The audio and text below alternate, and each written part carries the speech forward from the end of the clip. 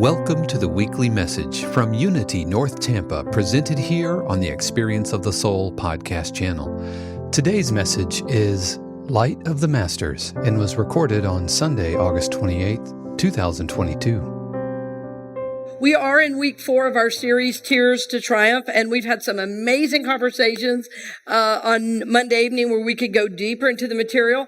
And it was really fun for me to do a Marianne Williamson book. I have to say I was a little resistant at first. I'll just be honest. But as we got into it, I finally enjoyed it because she really gave us a look into, what do many traditions say about the same truths we talk about, here in Unity every single week. And what's so amazing is that basically in my study, and I've studied world religions, we all have the same idea, which the idea is what? Well, that there is some great power out there called God. And in fact, it's the only real power there is. And as a matter of fact, it's not really out there. It's in here and everywhere. It's so simple. Well, then our work begins to be then how do we live that light, that power, that energy in the world, right? How do we do that? So today we're going to look at the last 4 chapters are about all the great masters, right? The Buddha, Jesus, and even she goes into Moses, because I think I mentioned, of course, in that first week that Marianne Williamson is actually Jewish. So she grew up understanding and knowing all the stories and all the tradition and all the wisdom teachings. And of course, Christianity rises out of that, right? So we bless our tradition, and in Unity, we bless all traditions, right? Because we see that every tradition is doing its part to know God, right? Like I think if we imagine religion as a wheel, that at the center would be God and each spoke would be a different path to that. But the idea we're trying to see and we're trying to embody and live is the light of the masters. So I want you to say to the person next to you, believe it or not, you're a master.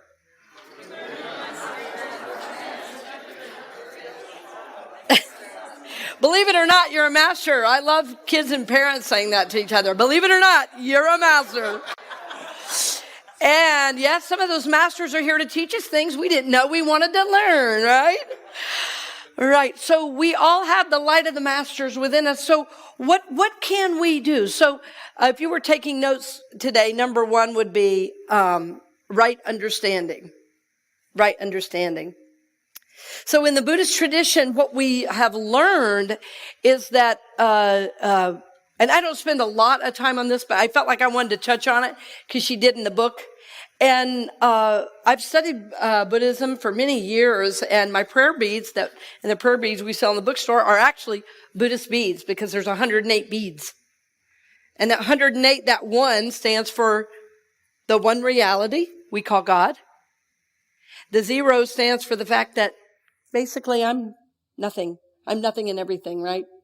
And then the 8 is infinity. So that's what the 108 of the beads means. So as we're looking at it, though, as Marianne is teaching us in the book, what we see is that the right understanding is that there is one energy, one power, and that is the only real reality. For some of the youngsters in here, I want to mention a great singer. His name is MC Yogi. If you've never heard of him, he's great, and he does a lot of kind of like rap and hip hop to some of these spiritual teachings. And he has a song called Only Love is Real. So that's the idea. The right understanding is only love is real. And any attachment to anything different than that is the problem. So a lot of times in Christianity and in Unity, we like to be so positive. We hear that in Buddhism, they teach life is suffering. We go, oh no, I'm not bringing that into my consciousness. But really what the Buddha taught was that the suffering comes when we attach to the world. Wow, I'm hearing myself. That's really bizarre. I was like, wow, that's me. Okay. Yeah, in the future sometime. I'm like, I think I'm here giving this message right now. Am I really here? Perhaps I'm too attached to this third dimension. So when we get attached to what's happening, for instance, if somebody says something to me mean or cruel, if I take that on, I've attached to it, haven't I? But if I kind of just watch it go by, boy, that's a spiritual discipline, right? Watching that thing go by. There's this old hymn. The line is something like, let not evil pass this way by, right? So it's like, just let it go by. Well, then I'm not attaching and I'm staying in love. Because if I'm coming from a higher place, I know, well, if somebody's saying something like that to me, wow, there's a lot of hurt and a lot of pain there. Maybe it's something I did or said, but probably not if it's that kind of energy coming at me, because that's not a higher energy, is it? Right? So the idea is that to not attach to the things we see in the world. And of course, that's hard because everything tells you to, right? Everything says if you buy this thing, if you do this thing, if you even, get this insurance, not only will you be good, but you will be sexy and all will be well in your world if you just buy this thing, right? So the Buddha says, no, that's what causes the suffering, because you can never buy enough. Right? We've been there, haven't we? It's like, oh, I love that thing. I want to buy that thing. And then we get it and we go, well, I still feel the same. Like there's some initial rush of the buy, but then it's over. The truth is, as a whole culture, we have a buying addiction. Now, I'm not saying don't buy anything. We got to have things. Love this nice new drum set, and love this wonderful piano. But what I know is that's not my source, right? It serves a higher purpose. So the idea is we don't want to attach to the things of the world in a way that is unhealthy. That's the right understanding. And so if somebody's coming at you with this negative energy, you go, whoop, all's well. This is not my truth. This is not my source. This is not who I am. Only love is real. Say that to the person next to you. Only love is real. Only love is real, which of course is very similar to the Course in Miracles. Right? Those of you who are Matrix fans, anybody watch the movie The Matrix? Okay, yeah. Anybody watch number 4? Okay, only a couple. Nobody went that far. I did. I love The Matrix. I've studied The Matrix for years. I've given classes on it. And the Wachowskis who wrote The Matrix actually based it on A Course in Miracles. They were huge Course in Miracles students. And of course what they said is, there's only one reality. And that reality is love. The universe is made of love. And in The Matrix, what they were saying is, you're attaching to the Matrix instead of actual reality. Right? You see how even a popular movie today, 25 years ago, but it's still, okay, come on, stay with me. So that's the right understanding is only love is real. So my belief about all of us is that we are masters. We are masters in disguise. We are masters in disguise. We are the CEO of our lives. We have a kingdom that we've yet to own. It's like it's everywhere, but we don't see it. So this is why we study things like this as a reminder. We truly are masters, and only love is real. Say to the person next to you, only love is real. Remind them again. And you say, well, this other stuff feels real. Right? Therein lies the discipline, the spiritual discipline, because it feels real. So what I've noticed is that the more attention I give to something, that makes it more real. Have you noticed that? And if you're having a bad day, the more you focus on the day, what happens? The more you focus on how bad it is, does it get better or worse? Tell me. It gets worse. In other words, we cause our own suffering on a regular basis. Many years ago, Edwene Gaines, raise your hand first of all if you know who Edwene is, prosperity teacher. And she would say, go 21 days without complaining. Have you tried that? What most people discover is they have nothing to talk about if they can't complain.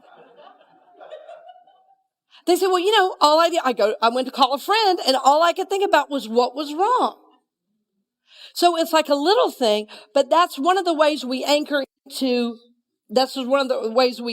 the world rather than into God. So sometimes we need friends that help us rise up into this new awareness, into this right understanding. And so sometimes as we get more serious on the spiritual journey, some of our friends shift and change. Because we don't want to just talk about what's wrong. We want to talk about what's right. And what I've noticed is that the more I believe I'm a master, the more that becomes available to me. But I have to first believe it. Nobody can give me that.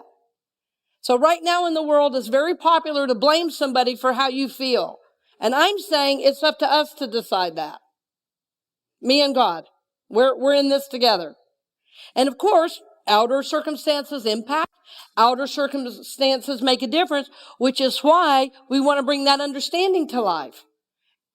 Because then we're going to surround ourselves with people, with circumstances, with jobs and work that are supporting our mastery, not that are always reminding us of our limits. So in truth, we are masters. We are masters.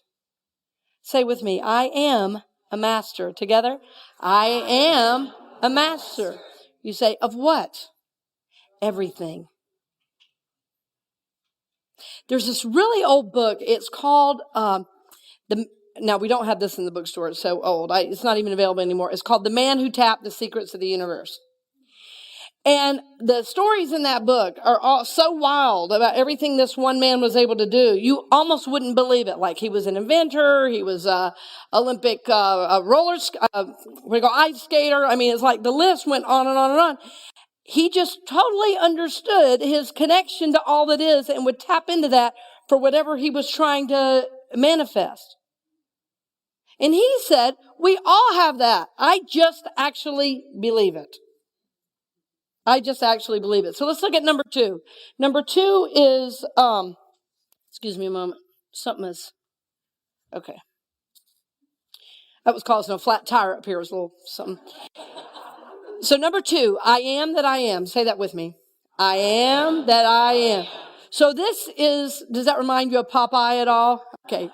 I grew up on cartoons. I can't help it.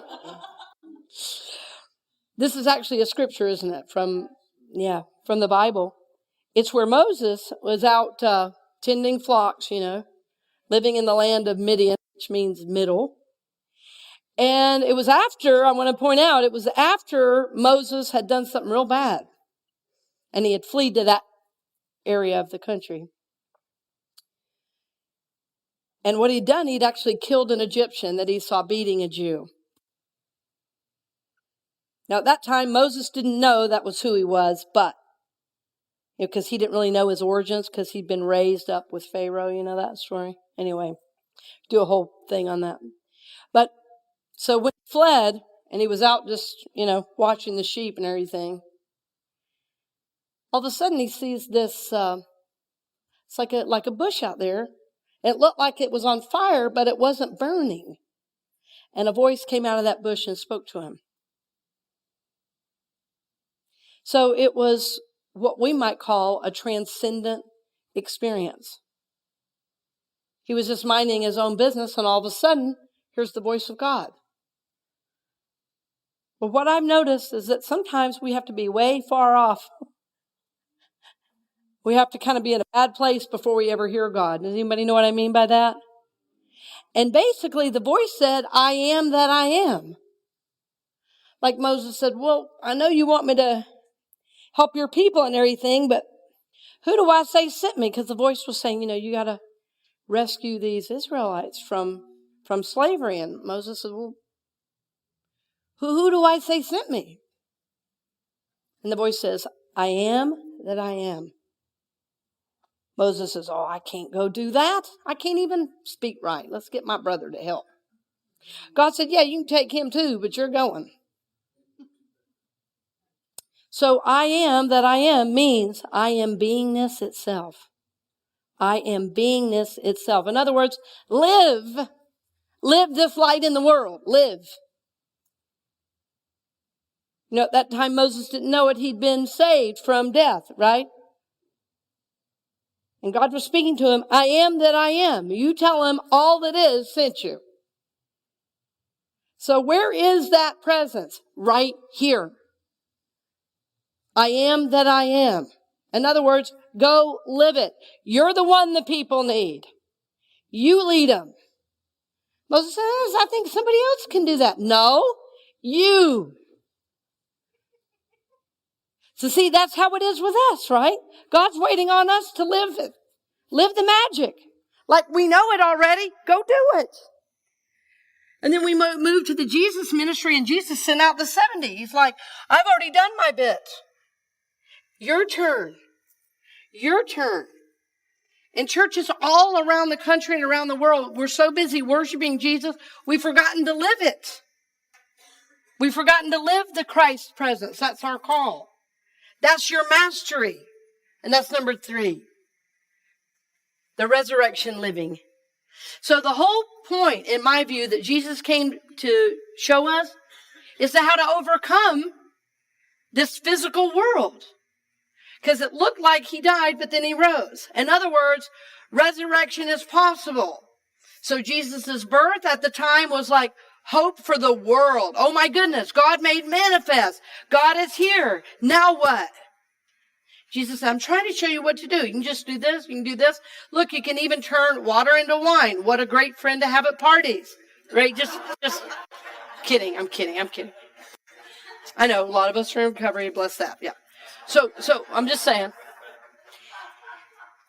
I exaggerate to clarify. So Jesus came to show us, like, it's not as it seems. Right? So his whole ministry was showing us, this is what your journey is. You're supposed to do miraculous things. And when it looks like you're not going to, guess what?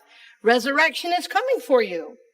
So the idea for us is we have the opportunity right here, right now to live a resurrected life. We don't have to go die on a cross. Jesus already did that. Right? Jesus already did that. He said, you get to live. You get to live. I came that you might have life and have it more what? Abundantly.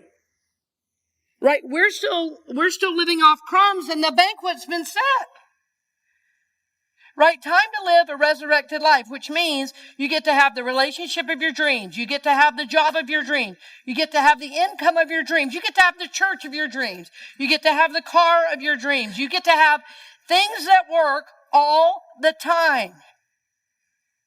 You get to have a life that is on purpose. You get to love your life. You don't have to struggle. That's the old idea of God. The new idea is that goodness is provided for you, but you have to step in. You have to step into it. You know, there was this gal, I don't think I've told you this. I told on the podcast recently, but there was this gal I was working with one-on-one, and she really wanted to begin working and speaking in churches. And she had done all her classes and everything. It was, for ordination. And so she, in our work together, she was praying. And by the way, I have her permission to share. And she was praying for these speaking opportunities. So one day she came to a session and she said, well, you'll never guess what happened. I said, what? I'm ready to be amazed. She said, well, this church called me to speak. And I said, great. What did you say? She said, I said I'd pray about it. I said, no, honey, you already prayed about it. This is the answer to the prayer. Say yes. Call him right now and say yes. The session is over. Say yes. She goes, oh my gosh, you're right. This is what I've been praying for. It's right here. I said, you were living so off in the future. When the thing came, you couldn't say yes. So I want you to say yes. Just get ready for your yes. Because as you start to hold these things in consciousness, as you start to believe you have a right to these things, more good is going to come to you. I've seen it over and over and over again. I've seen it in my podcast. I've seen it in my family. I've seen it in my financial life. We can live a resurrected life now. We can live a resurrected life now, but what it takes for me is remembering only love is real. In other words, conditions don't mean anything. Conditions don't mean anything. You know, friends, several years ago, before I started my podcast, I was really guided in a time of prayer to do a podcast. And I had never even listened to one. I didn't even really know what that meant. And I thought, well, you know what? I know a couple people who listen to podcasts. And I think I know somebody who's done one. So let me just kind of start thinking about that. let me just start praying about that. Let me start envisioning that. Let me start seeing what that would mean.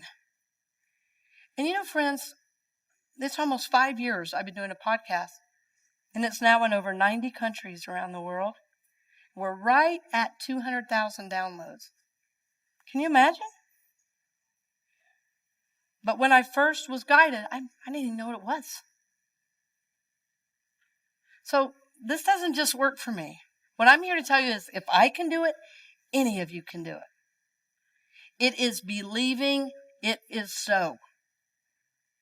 Believing it is so. And then on a regular basis, tapping into that belief. Every single day, right? What do I say? Every single day, tapping in. Make time for your God connection. Every single day. If all you do is take 25 deep breaths every morning, that's a start. If all you do is 2 minutes of meditation, that's a start. But what's going to be required for you is every single day tapping into that and then believing it is so. Because no one can make you believe it. That's on you. I can give you ideas. I can give you examples. I can say you're fabulous. You're a master. Only love is real. And until you go, you know what? I think that's true. It's like then the universe starts to rush toward you.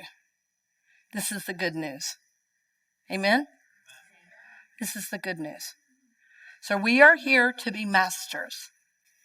We are here to live in alignment with the whole universe that is made from the fabric of love. Thank you for listening to the weekly message from Unity North Tampa here on the Experience of the Soul podcast channel. This channel is made possible because of listeners just like you. If you would like to support the channel with your tax-deductible contribution on an ongoing basis or through a one-time gift, head over to experienceofthesoul.com. This message is copyright 2022, Unity North Tampa, all rights reserved. Our theme music, The Light of God, is composed by Shannon Croft and used with permission and available at shannoncroft.com. The Experience of the Soul podcast channel is a production of 818 Studios.